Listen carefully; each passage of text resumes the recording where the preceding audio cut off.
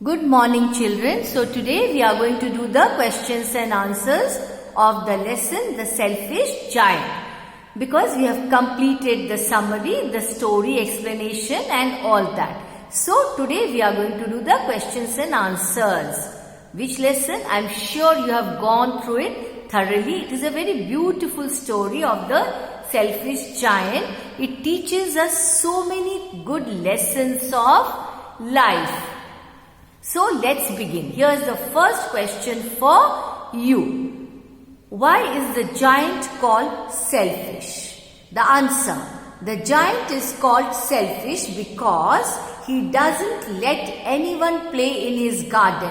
You remember, children, he constructed a big huge wall so that the children could not enter into his garden. This tells us that he was very selfish. He wanted to enjoy the beauty of the garden all by himself. So he was selfish. He has also built a wall around the garden, that too a very high wall, so that the small little children could not climb and enter the garden.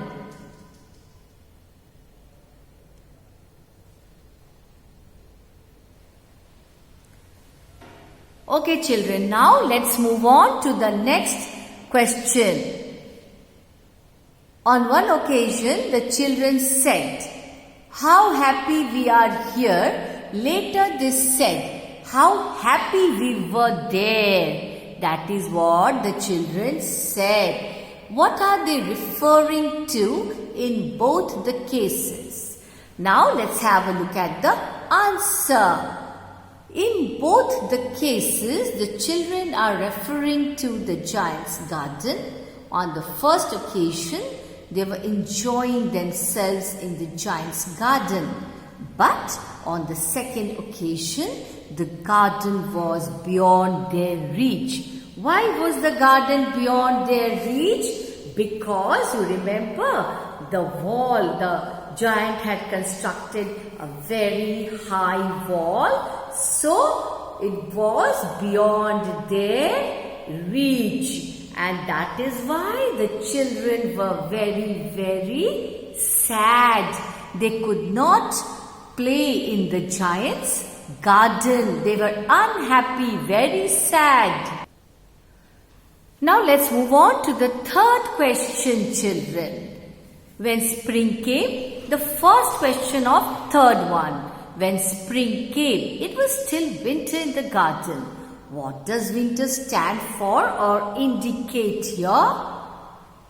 Second question, winter has been presented like a story with its own characters and their activities.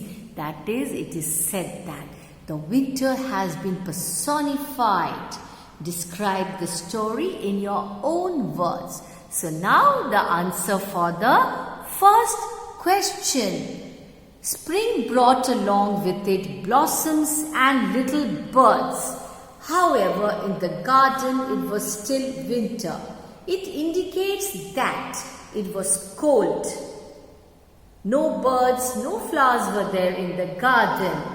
Inside the garden, because it was very cold, it was all full of frost and snow, which symbolizes the coldness in the giant's heart that had no happiness or life.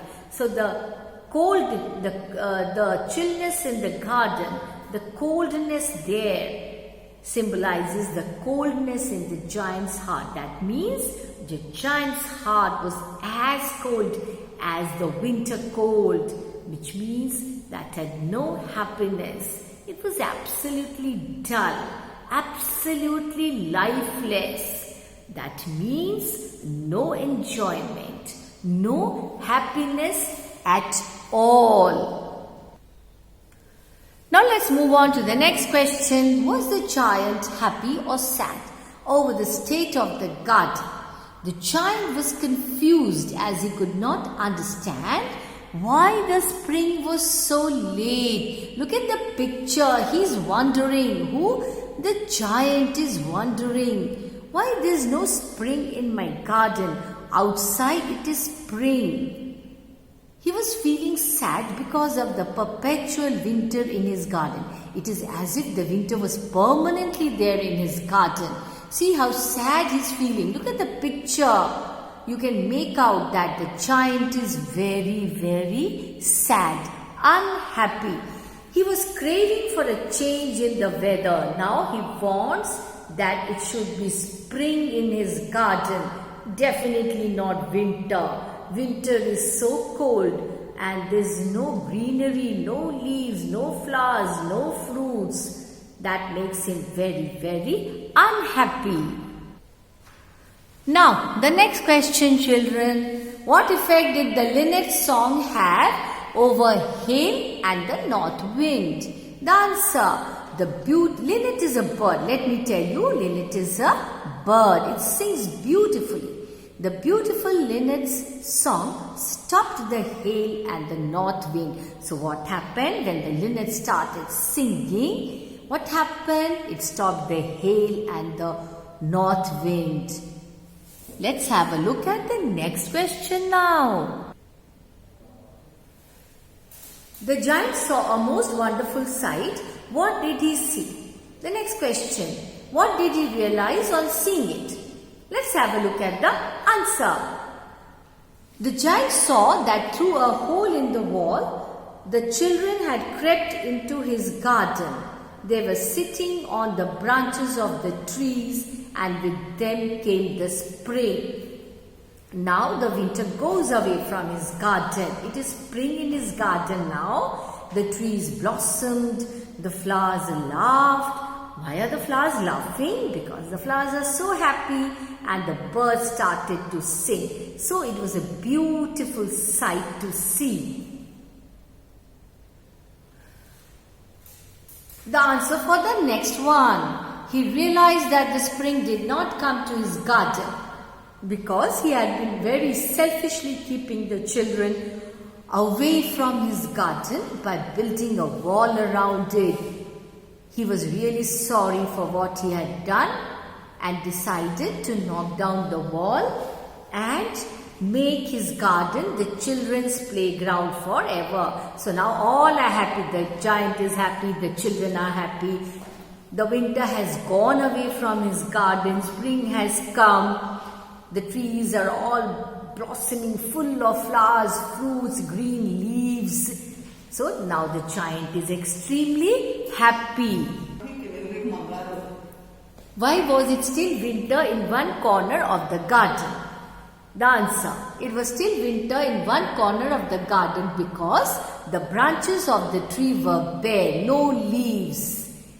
A little boy stood under the tree crying as he was unable to reach up to the branches of the tree despite trying hard. So you can see there in the picture, the little boy standing there crying. He is not able to reach up to the branches of the tree.